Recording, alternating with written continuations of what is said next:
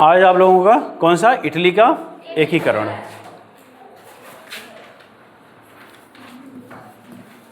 Italy का एकीकरण। Italy का एकीकरण 19वीं शताब्दी। कौन सी? 19वीं शताब्दी में इटली कितने राज्यों में विभाजित था? 7 राज्यों में। जो इटली आप देखेंगे, जब यूरोप का मैप देखेंगे तो इटली आपको कुछ ऐसा इस तरह से लंबा सा करके दिखाई देगा। इस तरह से ऐसे लंबा सा है इटली, इस तरह से। अब ये कितने भागों में विभाजित है? 7 भागों में विभाजित है। मान लीजिए इसमें 7 भाग हो गए, तो 7 राज्यों में। अब इस फिर 19वीं शताब्दी के मध्य में इटली पर कई राज्यों का प्रभाव था उस समय। जैसे ऑस्ट्रिया, उत्तरी इटली के भागों पर किसका प्रभाव था? ऑस्ट्रिया का प्रभाव था। कुछ पर फ्रांस का प्रभाव था। कुछ राज्यों पर किसका था? फ्रांस का प्रभाव था। कुछ उसके जो राज्य थे जैसे रोम, उस पर पोप का अधिकार था। और कुछ राज्य जो बचे थे इटली के, वहाँ के जो मूल राजा थे उनका प्रभाव था। तो इस प्रकार से आप देखेंगे इटली पर कई राज्यों का उस समय प्रभाव था। अब हुआ क्या, जैसे कि उस समय जर्मनी का एकीकरण हुआ था, उन सब का प्रभाव पड़ा कि इटली के जो लोग थे वो भी चाहते थे कि हमारा इटली स्वतंत्र हो जाए, हम लोग भी एक स्वतंत्र देश के नागरिक कहलाएं। उसके लिए वहाँ के लोगों ने प्रयास करना शुरू किया। और सबसे पहला प्रयास ये हुआ कि वहाँ के कुछ लोगों ने मिलकर एक गुप्त संगठन, जिसका नाम क्या था? कार्बोनरी। कौन सा संगठन? कार्बोनरी नामक संगठन की स्थापना की। किसका? कार्बोनरी नामक संगठन की स्थापना की थी।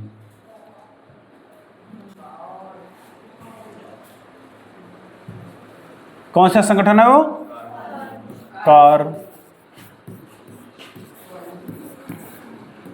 कार्बोनरी। इस संगठन की स्थापना की और इस संगठन के माध्यम से वहाँ के लोगों ने इन राज्यों में, जो इटली के कुछ राज्य थे, कुछ राज्यों में जिसका प्रभाव बहुत ज़्यादा नहीं था, कुछ राज्यों में था, वहाँ पे आंदोलन करना शुरू कर दिया। जब यह आंदोलन शुरू किया तो इसके आंदोलन को ऑस्ट्रिया ने दबा दिया। ऑस्ट्रिया का जो प्रभाव था, वहाँ के शासक ने इसको कुचल दिया, अर्थात इसको समाप्त कर दिया। लेकिन उसी आंदोलन के दौरान एक व्यक्ति वहाँ का था जिसका नाम क्या था? मैजिनी। क्या नाम था? मैजिनी। ये उस आंदोलन के दौरान पकड़ा गया और पकड़ करके इसे जेल में डाल दिया गया। ये व्यक्ति भी कार्बोनरी संस्था का सदस्य था। जब इसे जेल में डाल दिया गया मैजिनी को, तो जेल में जाने के बाद ये वहाँ विचार करने लगा बैठ करके कि इसने सोचा कि इस संगठन के माध्यम से हम लोग इटली का एकीकरण कर नहीं पाएंगे। तो यह उसी जगह, उसी समय जेल में ही इसने एक नए संगठन की स्थापना की। उस संगठन क्या नाम था? ईवा इटली।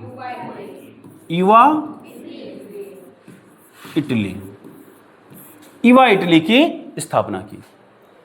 जब इसने ईवा इटली की स्थापना की और फिर जेल से बाहर आया, तो जेल से बाहर आते ही इस संगठन के माध्यम से सबसे पहले इसने युवाओं को संबोधित करते हुए कहा कि अगर किसी भी क्रांति को सफल बनाना है तो क्रांति का नेतृत्व किसको सौंप देना चाहिए? युवाओं को सौंप देना चाहिए। क्यों? क्योंकि युवाओं में असीम शक्ति और ऊर्जा का भंडार होता है, उनमें असीम साहस होता है। किसने कहा? ये मैजिनी ने कहा। और इतना ही नहीं, इसने युवाओं को संबोधित करते हुए जो इसके संगठन के सदस्य थे उनसे कहा कि आप लोग अगर इटली को एक करना चाहते हो, उसका एकीकरण करना चाहते हो, तो आप लोग क्या करिए? इटली के कोने कोने अर्थात इस देश के गांव-गांव में जाकर के लोगों को समझाओ। क्या समझाना है? कि आप लोग, जब हम सब मिलकर के आंदोलन करेंगे उस समय के लिए आप लोग तैयार होइए। क्यों? क्योंकि जब आंदोलन किया जाएगा तो सरकार आपको पकड़कर जेलों में डाल सकती है, वहाँ पर आपके ऊपर यातनाएं की जा सकती हैं। अर्थात इन सब को सहने के लिए आप लोग पहले से तैयार रहो। जब इस प्रकार से उसने युवाओं से कहा, युवाओं गांव में जाकर के लोगों को समझाए, तो ढेर सारे लोग इससे प्रभावित हुए और प्रभावित होने के बाद इसके सदस्य जो हैं बढ़ने लगे और देखते देखते इसके सदस्यों की संख्या कितनी हो गई? 60,000। कितनी हो गई? 60,000 हो गई। बहुत तेजी से इसके सदस्य बढ़ने लगे। जब इसके सदस्य बढ़ने लगे तब इवा इटली ने आंदोलन प्रारंभ किया। यह उन राज्यों में जो अभी इटली में कार्बोनेट संस्था के माध्यम से हुआ था, लेकिन बाद में इसने इवा इटली के माध्यम से वहां पर कहाँ? इटली में आंदोलन शुरू हो गया। जब वो आंदोलन शुरू हुआ तो यह आंदोलन काफ़ी प्रभावी रहा, लेकिन फिर भी बहुत ज़्यादा इसका वो नहीं हुआ। जो ऑस्ट्रिया था, फ्रांस था, जो अन्य देश थे, इसे दबाने का पूरा प्रयास कर रहे थे, लेकिन फिर भी इसका असर इटली में बहुत ज़्यादा हुआ। अब क्या हुआ? जब इसने इटली में आंदोलन करना शुरू किया तो कई जगह इसका प्रभाव इतना ज़्यादा रहा कि जो वहाँ के राजा थे वो भी अपने राज्यों को छोड़ करके दूसरे राज्यों में शरण लेने लगे। जब इसका प्रभाव ज़्यादा हो गया, जब इसने इटली में आंदोलन किया, उसी समय एक अन्य व्यक्ति, उसका क्या नाम था? D Cavour. क्या नाम था उसका?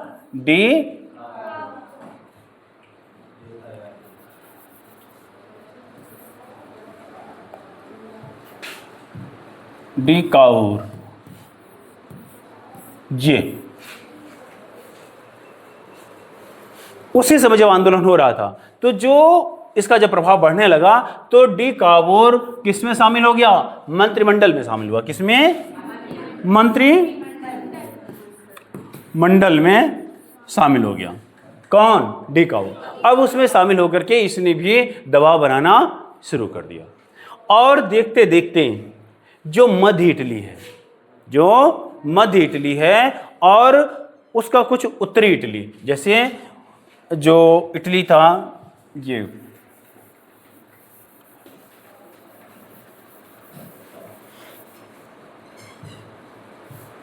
आप देखेंगे जो इस तरह से इटली है, इस तरह, तो जो ये मध्य इटली है और ये उत्तरी इटली है, इस पर किसका प्रभाव हो गया? इस इवा इटली के सदस्यों का प्रभाव हो गया। अब इन सबको मिला करके यहां पर जो उस समय राजा कौन राजा था? नहीं, विक्टर इमैनुअल। उस समय कौन थे? Victor Emmanuel. तो इन लोगों ने उनके ऊपर दबाव बनाना शुरू किया कि आप इन सब राज्यों को मिलाकर के एक इटली का निर्माण करिए। लेकिन इसका प्रभाव किसका था? ऑस्ट्रिया का था। इमैनुअल की हिम्मत नहीं पड़ रही थी कि इसको हम पूरा कब्जे में कर एक कर लें। तो इन्होंने क्या किया? ऑस्ट्रिया और फ्रांस के शासकों से अनुमति लेने की सोची कि पहले हम वहाँ से अनुमति ले लें, पूछ लें, फिर इसके बाद हम ये करेंगे। क्या पता अगर हम करना शुरू कर दिए तो वो आक्रमण ना कर दें। लेकिन फिर भी डी कावोर और अन्य सदस्य इसे समझाने में सफल हो गए विक्टर इमैनुअल को, और इन सब ने मिलकर के इतने भाग को, इटली के मध्य और उत्तरी हिस्से को मिला करके एक इटली का निर्माण कर दिया। जब इतना निर्माण हो गया उसके बाद अब एक और सदस्य आता है इटली में। उसका क्या नाम था? गैरीबाल्डी। उसका नाम है गैरीबाल्डी। एक ये भी महत्वपूर्ण सदस्य है।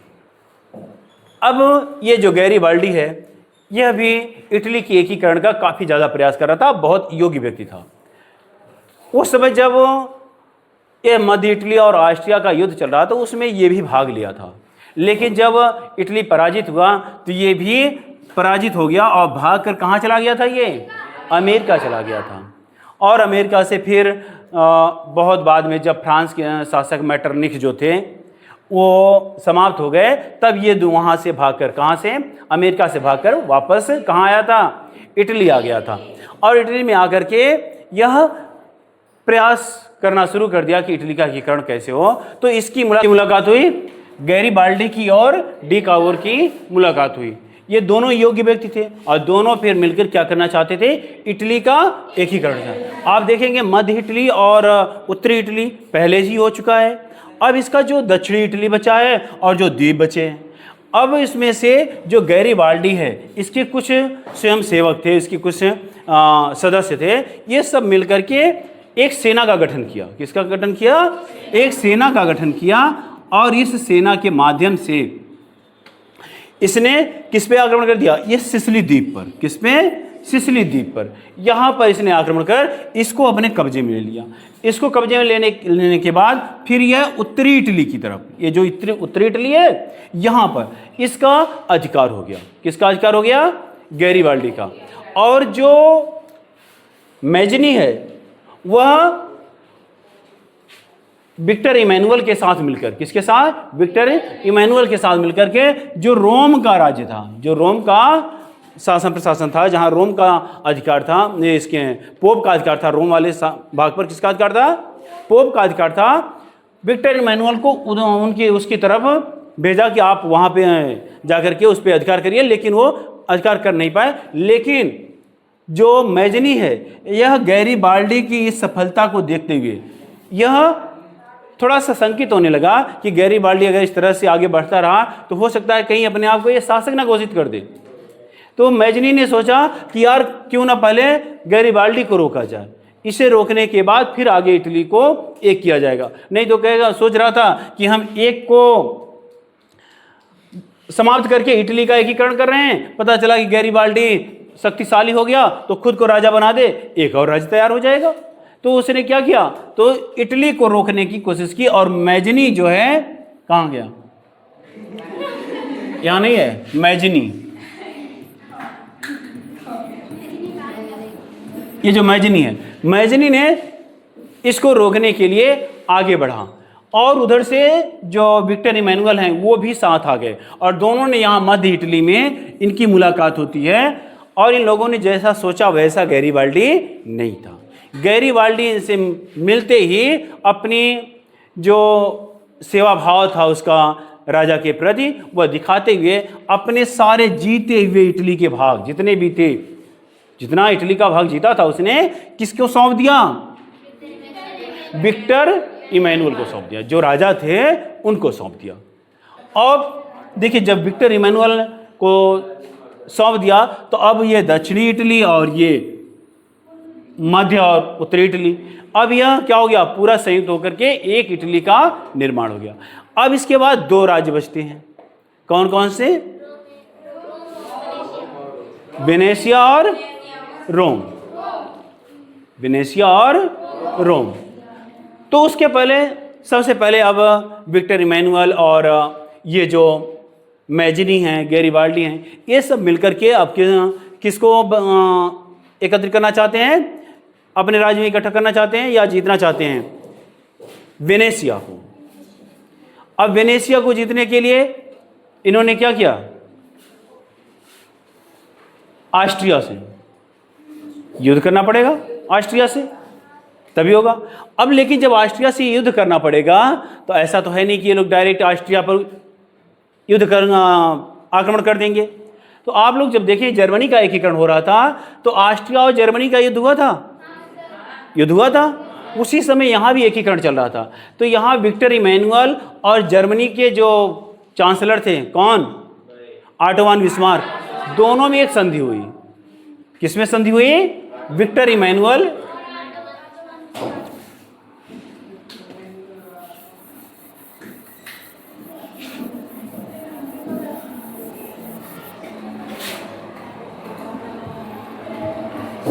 विक्टर इमैनुअल और विक्टर इमैनुअल, विक्टर इमैनुअल और किसके मध्य हुआ? ऑटो वान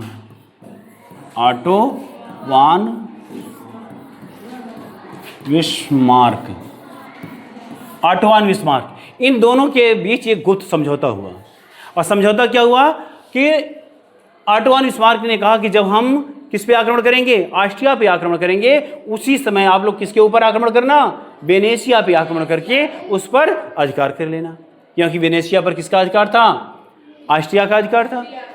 तो हुआ भी वही, जब ऑटोमान बिस्मार्क ने ऑस्ट्रिया पर आक्रमण किया तो उसी समय विक्टर इमैनुअल ने वेनेशिया पर, किस पे आक्रमण किया? वेनेशिया पर आक्रमण कर उसे अपने राज्य में मिला लिया। किसमें? इटली में मिला लिया। अब इटली का एकीकरण हो चुका। अब एक राज्य बचा, कौन सा? रोम, पोप का राज्य। जो पोप का राज्य था अब सिर्फ वो बचा। अब उसको सम्मिलित करने के लिए फिर से किससे संबंध हुआ, स्थापित किया? फिर से दोनों का संबंध हुआ। किसका? विक्टर इमैनुअल और ऑटोमान बिस्मार्क के बीच फिर समझौता हुआ। क्यों समझौता हुआ? क्योंकि रोम पर किसका अधिकार था? फ्रांस का अधिकार था। किसका? फ्रांस का अधिकार था। और फ्रांस की सेना वहां किसकी रक्षा कर रही थी? पोप की रक्षा कर रही थी। तो जब दोनों में समझौता हुआ, तो इसे समझौता क्या हुआ? ऑटोमान बिस्मार्क ने कहा कि जब हम फ्रांस पर आक्रमण करेंगे तो फ्रांस अपनी सेना रोम से क्या करेगा? वापस मंगा लेगा। और जैसे ही वापस मंगाए, वहां से वापस करें, आप सीधे रोम पर आक्रमण करके उस राज्य को अब इटली में सम्मिलित करना। हुआ भी यही। जैसे ही बिस्मार्क ने, ऑटोमान बिस्मार्क ने अर्थात जर्मनी ने फ्रांस पे आक्रमण किया तो फ्रांस ने अपनी सेना रोम से वापस बुला ली। और जैसे ही सेना को वापस बुलाया, विक्टर इमैनुअल इन्होंने किस पे आक्रमण कर दिया? रोम पर आक्रमण कर दिया और रोम पर इनका अधिकार हुआ। लेकिन रोम एक धार्मिक नगरी थी, पोप है, वो एक धार्मिक गुरु हैं, ऐसे जबरदस्ती तो उसे एकत्रित किया नहीं जा सकता था, उसे उस पर अधिकार किया नहीं जा सकता था। इसलिए वहां क्या हुआ? जनमत संग्रह कराया गया। क्या कराया गया? जनमत संग्रह कराया गया। जनमत संग्रह, ये जनमत संग्रह क्या है? जनमत संग्रह का मतलब है लोगों से राय लिया गया कि आप इटली में सम्मिलित होना चाहते हैं या पोप के साथ रहना चाहते हैं। तो उसमें सबसे ज्यादा वोट किसको मिले? इटली को मिले। और पोप को मात्र 2 या 3 वोट मिले, ज्यादा नहीं मिले थे, बहुत कम वोट मिले थे। और इस प्रकार से जनमत संग्रह के आधार पर इसको किसमें मिला लिया गया? इटली में मिला लिया। इस प्रकार आपका इटली का एकीकरण पूरा हो गया। किसका पूरा हुआ? इटली का एकीकरण पूरा हुआ। चलिए, आपके